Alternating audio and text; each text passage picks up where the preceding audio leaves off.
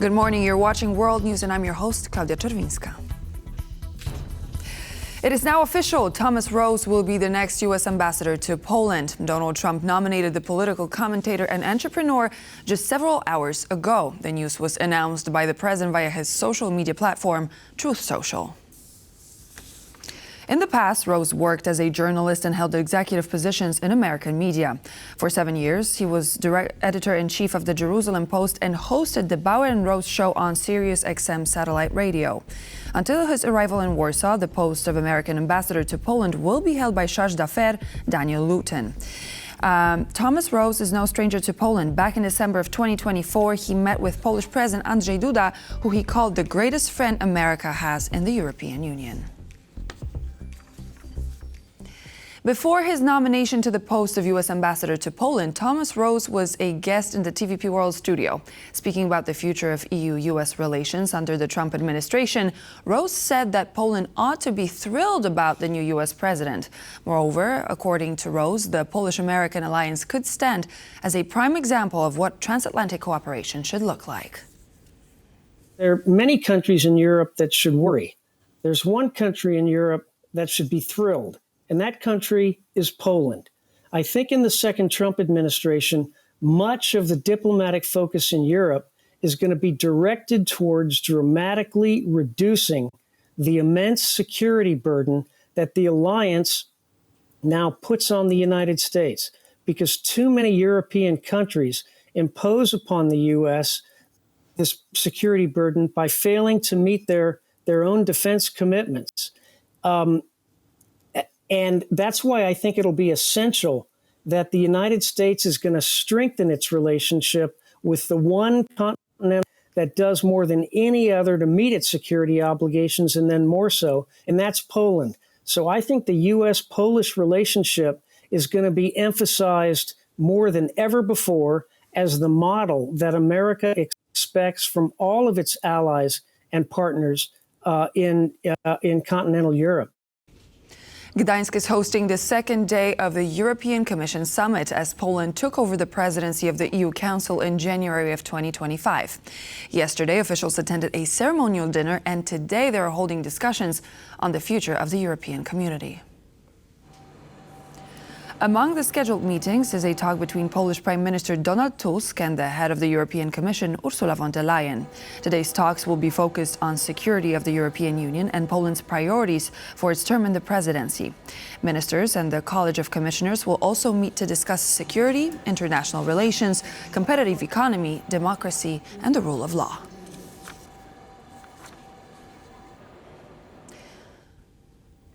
General Staff of Ukraine informed that since the Ukrainian army entered the Russian Kursk region, the opposing army lost some 40,000 troops. Among them are at least 16,000 dead soldiers. At the same time, officials in Kyiv noted it is the first time in 11 years of conflict that military operations took place inside of the Russian Federation. As stated by Ukrainian authorities, the goal of the Kursk offensive was preventing Russian attacks in Kharkiv and Sumy regions of Ukraine. Moreover, the operation, according to officials in Kyiv, met the expectations of Ukraine's leadership. According to high-ranking members of the Ukrainian armed forces, it pressured the Russian Federation to move soldiers and supplies to the region, alleviating pressure from other front lines. Additionally, due to the success of the Ukrainian military, Russia was forced to seek support from North Korea. Overall, North Korean losses amounted to 4,000 soldiers. Out of the 3 brigades which arrived in Russia from Pyongyang, 1 has been destroyed, while the other 2 lost combat readiness and were removed from the front line.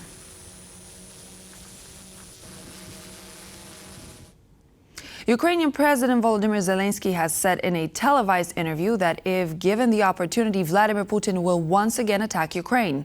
According to Zelensky, a frozen conflict in Ukraine will lead to more Russian troops on Ukrainian soil.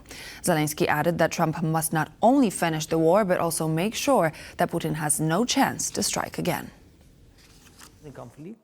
A frozen conflict will lead to Putin coming back again with his aggression, who will then be receiving prizes, who will then make history as a winner. No one. And that will be a loss to absolutely everyone. And it's very important for us, as well as for Trump.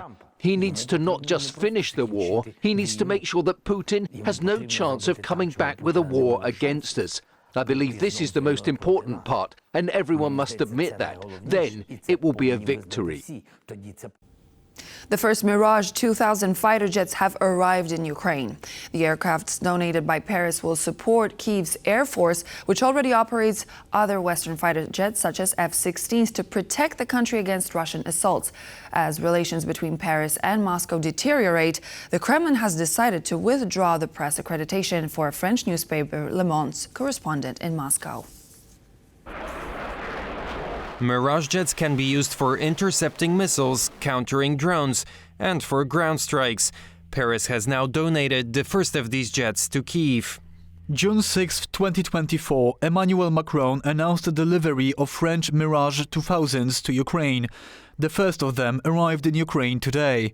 With Ukrainian pilots trained for several months in France on board, they will now help defend the skies over Ukraine. The Mirage is the oldest aircraft in service with the French Air Force, but it's far from obsolete. France could donate 6 such jets to Ukraine, according to French media reports, but this has not been confirmed either by Paris or Kyiv.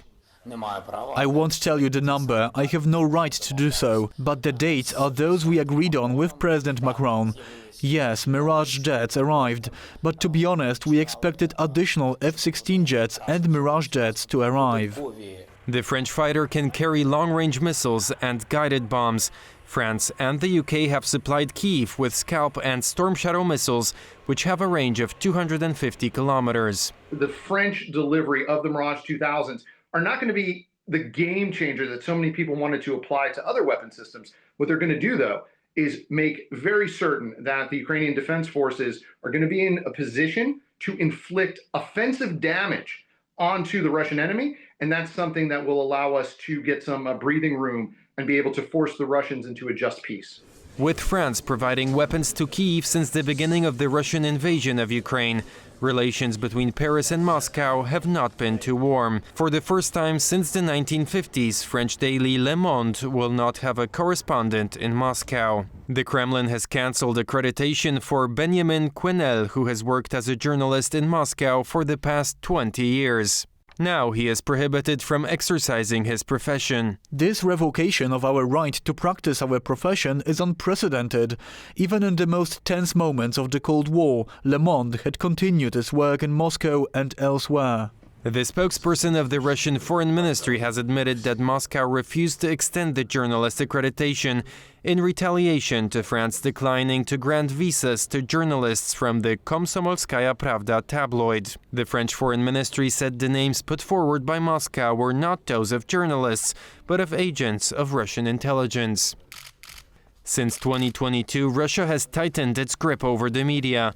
It has forced the closure of the last independent outlets and labeled many journalists and activists as foreign agents. Those who remained faced a tough job of avoiding long prison sentences for publishing what the Kremlin calls fake news about the Russian military. The fake news law can also be used against foreign journalists. What proves that this kind of work is very risky, we can see from the story of Evan Gershkovich. The arrest of Wall Street Journal correspondent Ivan Gershkovich in 2023 prompted many more journalists to leave. Gershkovich, accused by the Kremlin of spying and jailed for nearly a year and a half, was released in a prisoner swap last summer. The Security Service of the European Union agreed with Czech officials on restricting freedom of movement for Russian diplomats. Poland has already introduced similar measures, banning Russian staff from leaving their assigned country. There are around 2,000 Russian diplomats in the European Union, 20% of whom are intelligence agents, according to Polish Foreign Minister Radosław Sikorski.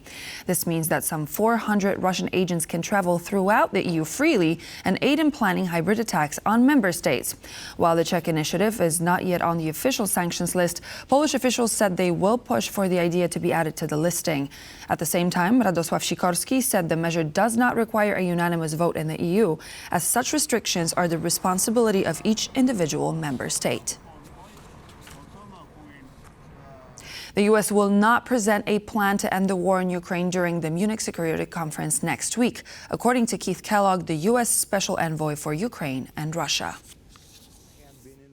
Kellogg's statement is a rejection of a report that circulated earlier this week, suggesting he was about to reveal such a plan during the conference in Munich. The US Special Envoy for Ukraine and Russia said it is not his but Donald Trump's prerogative to announce a peace plan. Earlier on Thursday, Ukrainian President Volodymyr Zelensky also said he is certain that no US peace plan will be announced, as preparing it should first include coordination with Kiev.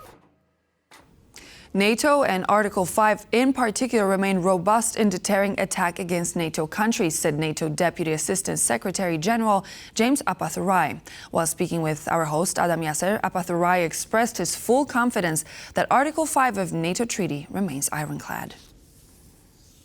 To what extent do you believe that Article 5, so this ironclad security guarantee for all member states, is still robust enough and that the Europeans can feel confident that the United States provides, for example, the nuclear deterrent?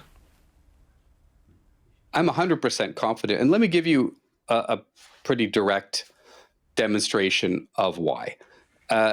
If you look at this war that Russia is conducting against Ukraine, so much support for Ukraine is coming in, for example, through Poland.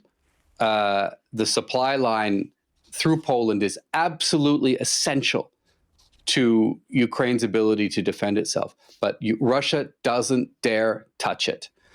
The Baltic states, very exposed, very small, but NATO is there, and Russia doesn't dare touch it, despite their many, many, many public remarks about their interest in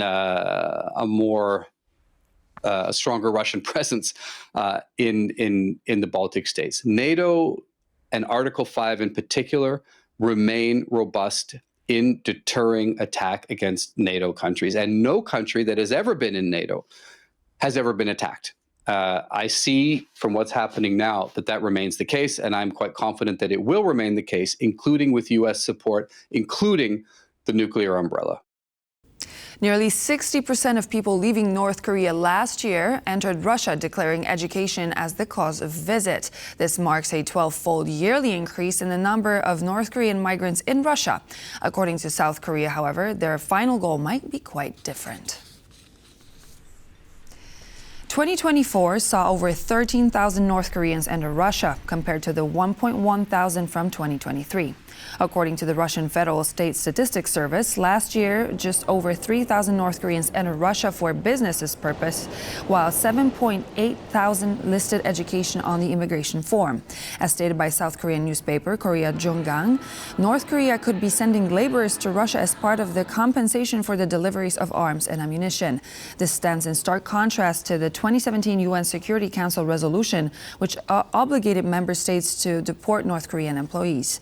The measure was meant to lower North Korean income at the same time disrupting its nuclear program. U.S. President Donald Trump authorized economic and travel sanctions against people who work on the International Criminal Court. The case stems from the court investigating American citizens and American allies such as Israel. The move coincides with a visit to Washington by Israeli Prime Minister Benjamin Netanyahu, who is wanted by the ICC over war crimes allegedly committed in the Gaza Strip. It is not clear how quickly U.S. officials will announce the names of people put on the sanctions list. The sanctions include freezing any U.S. assets of those designated and barring them from their families from visiting the country. It marks the second time Donald Trump put the ICC employees on the sanctions list. In 2020, the first Trump administration barred the prosecutor investigating alleged war crimes by American troops in Afghanistan from entering the country. The 125-member International Criminal Court is a permanent organization that can prosecute individuals of war crimes, crimes against humanity, and genocide. The United States, China, Russia, and Israel are not signatories of the Rome Statute, the founding treaty of the International Criminal Court.